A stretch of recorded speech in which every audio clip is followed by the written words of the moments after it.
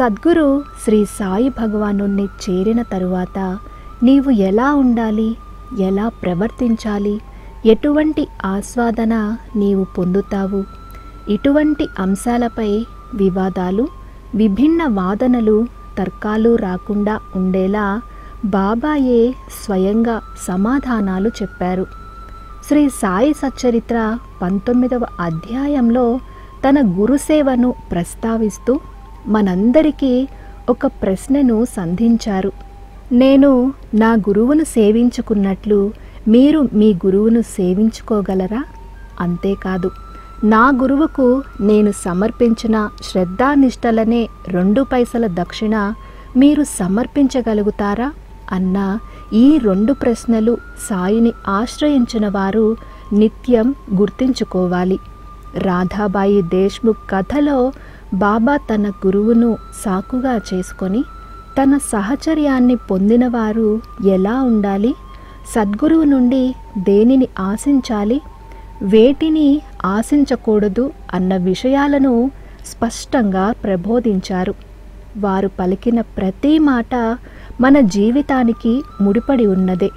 ఒక్కొక్క అంశాన్ని పరిశీలిస్తే తనువు పులకరిస్తుంది. నా గురువు గొప్ప యోగీశ్వరులు, పరమ దయామయులు. వారిని చేరిన తరువాత అమితమైన ఆనందం నాలో వికసించింది. మనం కూడా సాయిబాబా అనే పరమాత్మ దయాళువును చేరిన తరువాత ఎంతటి పరమానంద స్వాంతనను అనుభవిస్తున్నామో మన మనస్సులకు తెలుసు. నిత్యం దుఃఖమయంగా ఉండే మానవ జీవితం సద్గురు సహచర్యంతో ఆనందమయమవుతుందన్న సత్యాన్ని బాబా ఈ సందర్భంగా చెప్పారు. నా గురువును అంటిపెట్టుకొని అహోరాత్రులు ఉండి వారికి శుశ్రూత చేసినా ఏనాడు వారు నాకు ఏ మంత్రము ఉపదేశించలేదు. కేవలం వారి కృపాదృష్టి నన్ను వారి పాదాల వద్ద కట్టిపడేసింది అని చెప్పిన బాబా మాటలు అక్షర సత్యం. ఆయనను నిజభక్తితో ఆరాధించే మనం ఆయన నుండి ఏ మంత్రోపదేశాన్ని కోరము. అంతేకాదు, ఒక్కసారి బాబా పాదాలు పట్టుకున్నవారు జీవిత పర్యంతం వాటిని వదలం. బాబా చెప్పినట్లు సద్గురువు భక్తుడి యొక్క అర్హతలు ఎంచక శరణుజొచ్చిన వారిని అక్కున చేర్చుకుంటున్నారు. ఆయన ఇతర ఏ ధర్మాలు ఎరుగరు. ఆయనకు తెలిసిన ధర్మం ఒక్కటే, తన ఆశ్రితుల యోగక్షేమాలు చూడటం. ఇదే విషయాన్ని భక్తులకు బోధించారు. నీ వద్దకు వచ్చే ఏ జీవిని ఆదరించకుండా తిరస్కరించవద్దని. 19వ అధ్యాయంలో బాబా చెప్పిన గురుసేవ అనే పాత్రలో గురువు స్థానంలో బాబాను, శిష్యుడు స్థానంలో మనం ఉండి ఆ కథను చదివితే సాయి వద్ద మన స్థానమేమిటని తెలుస్తుంది. శిష్యుడి పాత్రలో బాబా పొందిన ఆస్వాదన అనుభవాన్ని మనం పొందుతున్నామా లేదా తెలుస్తుంది. మేమిద్దరం పరస్పరం ఒకరిని ఒకరం చూసుకొని ఆనంద సాగరంలో మునిగేవారం. నా గురువు నేను వేరు కాదు, మేమిద్దరం ఒక్కటేనన్న ఏకత్వ భావం కలిగింది అన్న బాబా మాటలు మన జీవితాల్లో కూడా ప్రతిబింబిస్తాయి. నిత్యం సాయి ధ్యాసలో ఉంటే ఆనంద సాగరమే కదా. సాయిలో మనస్సును లీనం చేస్తే దైత్వ భావన తొలగి ఏకత్వ భావనలోకి వస్తాము. భావికులైన భక్తులకు ఇది అనుభవంలోకి వస్తుంది.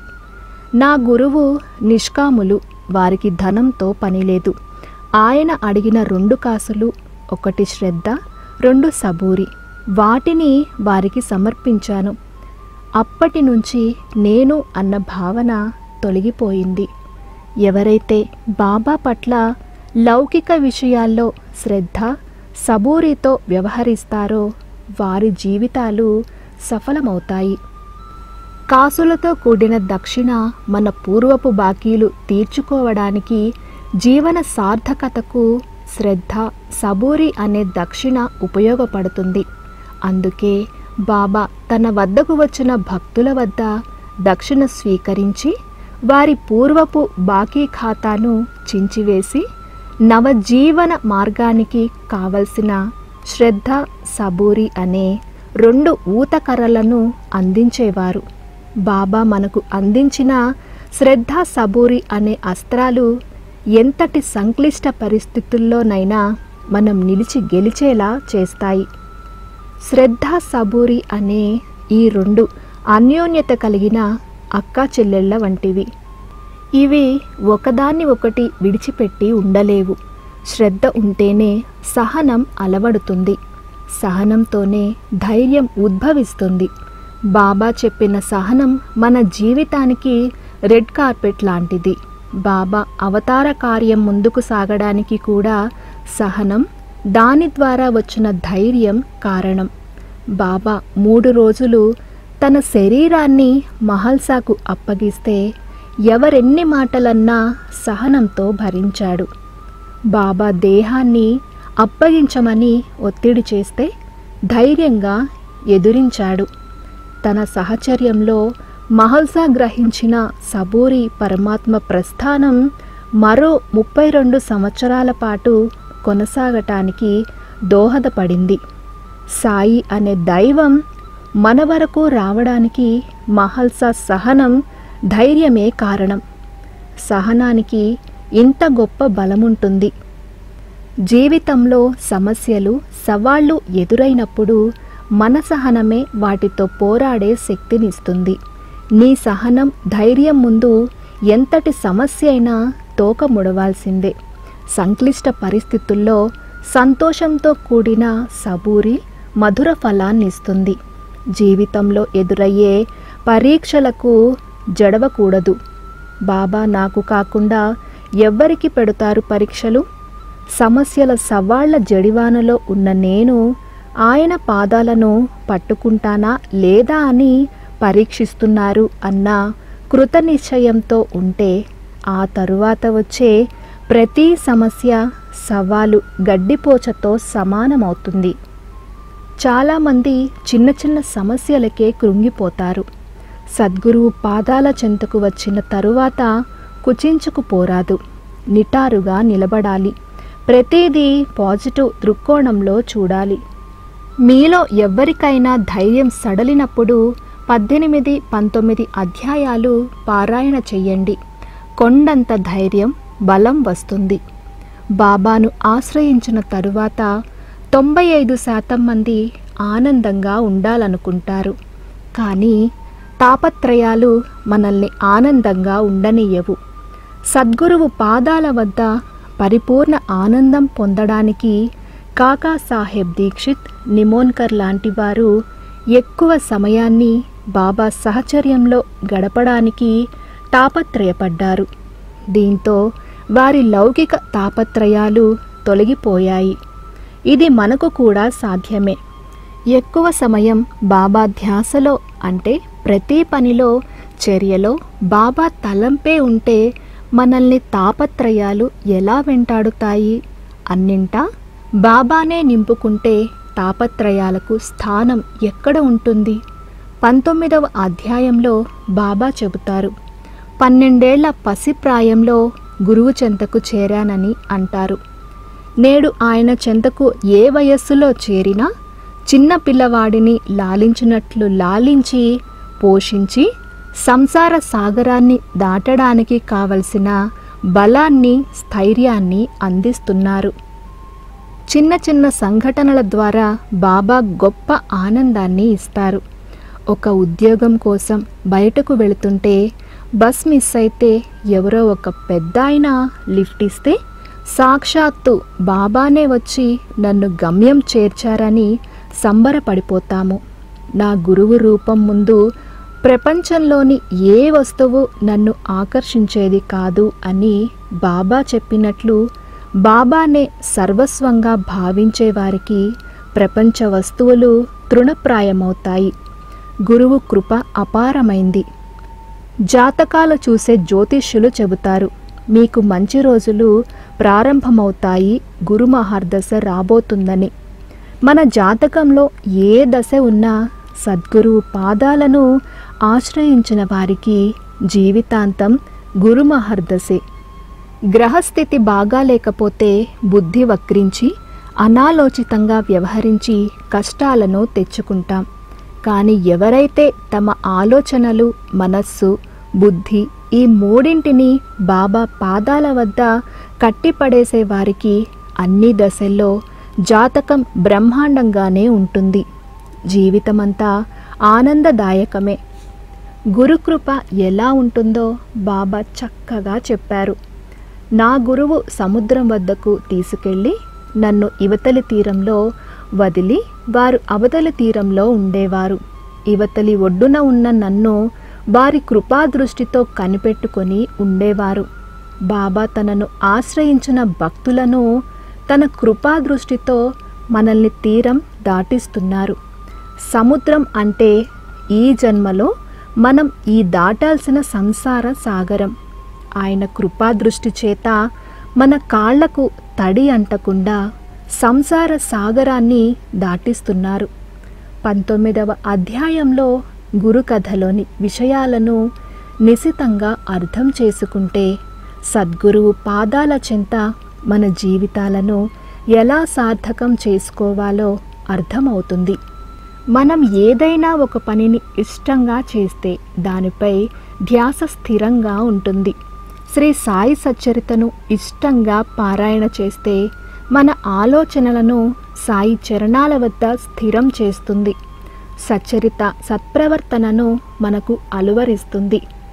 కఠిన మనస్కుడైన నేరస్తుడు మారాడు అనడానికి ప్రామాణికం సత్ప్రవర్తన. అలనాటి భక్తుల్లో సత్ప్రవర్తన చాలా స్పష్టంగా కనిపించేది.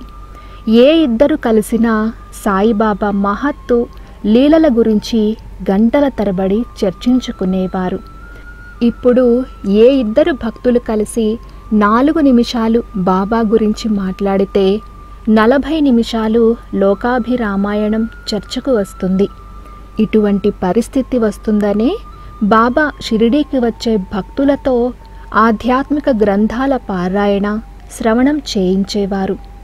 ఇతరుల విషయాలను మనస్సుకు ఎక్కించుకుంటే అనవసరమైన అనర్థాలు వస్తాయని హేమాడ్ పంతుకు నిదర్శనపూర్వకంగా తెలియచేశారు. గురుచరిత్ర పారాయణ పూర్తవుతున్న సందర్భంలో బాబా స్వప్న దర్శనమిచ్చిన విషయం ద్వారకామాయిలో సాయి పాదసేవ చేస్తున్న హేమాడ్ పంత్ చెవిన పడుతుంది. ఆ విషయం విన్న క్షణం నుండి మనస్సుకు రెక్కలు వచ్చి అనేక సంశయాలు లేచి ఎగురుతున్నాయి. 40 సంవత్సరాలు నిరంతరాయంగా గురుచరిత్ర పారాయణ చేస్తున్నాను.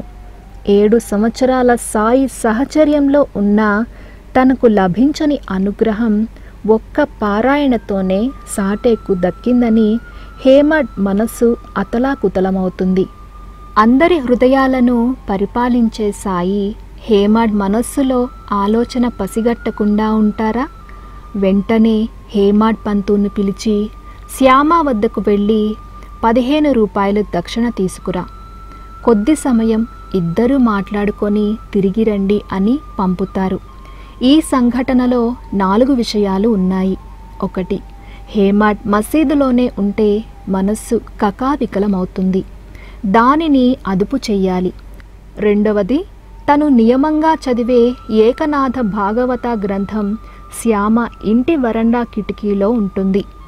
ఆ రోజు మసీదులో ఏదో జరిగిపోతుందని ఆతృతతో పారాయణ మధ్యలో ఆపి ద్వారకామాయికి హడావిడిగా వచ్చేస్తారు. శ్యామ ఇంట్లో ఏకనాథ భాగవతం తెరవగానే తను ఎక్కడ పారాయణ ఆపారో అదే అధ్యాయం వస్తుంది. అంటే తాను నియమంగా చేసే పారాయణను పూర్తి చేయించారు. 3వది, గురుతత్వానికి సంబంధించి గురు శిష్యుల అనుబంధం, గురుచరణాల అనన్య భక్తి గురించి రాధాబాయి దేశ్ముఖ్ కథ ద్వారా తెలియచేశారు. అందుకే శ్యామ, నీవు కొద్దిసేపు ముచ్చటించుకొని రమ్మంటారు. 4వది, దక్షిణ అంటే కాసులు మాత్రమే కాదని శ్రద్ధా వినయంతో కూడిన ప్రతి నమస్కారం భక్తుడి సంస్కారం అనే దక్షిణను కూడా ప్రేమతో స్వీకరిస్తానని తెలిపారు. శ్రీమతి సావిత్రిబాయి టెండూల్కర్ రాసిన భజనామాలలోని ఒక వచనం గుర్తుకు వస్తుంది. సాయి దర్బారులో ఉన్న భక్తులను తప్పక చూసి తీరాలి. వారి మధ్య అశ్రద్ధ అనే గాలి వీచదు. బాబా మనకు ఇచ్చే ప్రాథమిక శిక్షణ అశ్రద్ధ నిర్మూలన. చేయాల్సిన పనిలో అశ్రద్ధ చేసి పారాయణ ఆపి ద్వారకామాయికి వచ్చిన హేమాడ్ పంత్కు సాటేకు దక్కిన అనుగ్రహం పట్ల అక్కసు కలిగించి పారాయణ విషయంలో చూపిన అశ్రద్ధను ఎత్తి చూపి చివరకు గురు అనుగ్రహం అనే రాధాభాయి దేశ్ముఖ్ కథను చెప్పించి హేమాడ్ పంత్కు గురుతత్వం అనే తాళం చెవిని సాయి బహుకరించారు. గురుతత్వం అనే పేటికను తెరిచి హేమాడ్ పంతు సుసంపన్నమైన గురుకృపామృతాన్ని సచ్చరిత ద్వారా అందించారు. ముఖ్యంగా జ్ఞాన మార్గం కంటే భక్తి మార్గమే శ్రేష్టమైందని, లౌకిక వ్యవహారాల్లో ఉన్నవారు జ్ఞాన మార్గాన్ని పరిపూర్ణంగా చేరుకోలేరని, భగవంతుని సహచర్యానికి భక్తి మార్గమే సులువైందని చక్కటి ఉపమానాలతో వివరించారు శ్రీ హేమాడ్ పంతు. భక్తి మార్గం సీతాఫలం లాంటిది, జ్ఞాన మార్గం రామాఫలం లాంటిది. సీతాఫలం చెట్టు నుండి వేరైన భూమిపై మగ్గపెడితే పండుతుంది.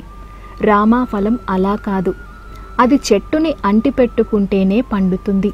అంటే భక్తి అనేది ఎక్కడైనా మనుగడ సాధిస్తుంది. జ్ఞాన మార్గాన్ని సాధించాలంటే రామాఫలం వలె పండే వరకు చెట్టును అంటిపెట్టుకొని ఉండాలి. ఈ కలియుగంలో ఇది అందరికీ సాధ్యమయ్యే పని కాదు. చపల చిత్తాలు కలిగిన మనం పండే వరకు రామాఫలంగా జ్ఞాన మార్గాన్ని పట్టుకొని ఉండలేము. సీతాఫలం పరిపక్వతకు రాకపోయినా దానిని చెట్టు నుండి తెంపి ఎలా మగ్గ పెడతామో, పచ్చికాయల్లాంటి మన హృదయాలను మనలో భక్తి జనించకపోయినా సద్గురువు దయతో మధురమైన ఫలాలుగా మారుస్తారు. 19వ అధ్యాయంలో జ్ఞాన సాధన కోసం, మంత్రోపదేశం కోసం తప్పించే రాధాబాయి దేశ్ముఖ్కు ఏ మంత్రోపదేశంతో పనిలేదు. మన పరస్పర ప్రేమే నీ జీవితానికి సార్థకత అని బోధించారు శ్రీ సాయి భగవానులు. శ్రీ సాయి సచ్చరిత్రలోని 18, 19వ అధ్యాయాలు సద్గురు వైభవాన్ని తెలుసుకునేందుకు దిక్సూచిలు. 19వ అధ్యాయంలోని రాధాబాయి దేశ్ముఖ్ కథ ఎలా ఉందని హేమాడ్ పంతును బాబా అడుగుతారు. నాలోని వేదనలన్నీ తొలగిపోయాయి, నా మనస్సుకు శాంతి నిలయమైంది, నాకు నిజమైన గురుమార్గం లభించింది అని హేమాడ్ పంతు అంటారు. అప్పుడు బాబా, మా పద్ధతి చాలా విశిష్టమైంది, ఈ ఒక్క కథను బాగా గుర్తుంచుకో, నీకు ప్రయోజనం కలుగుతుంది అని అంటారు. బాబా చెప్పిన ప్రయోజనం హేమాడ్ ఒక్కడే అనుభవించకుండా 19వ అధ్యాయం ద్వారా సాయి అనుగ్రహాన్ని మనకు పంచారు. ఇందుకు సాయి భగవానులకు, హేమాడ్ పంతుకు కృతజ్ఞతలు.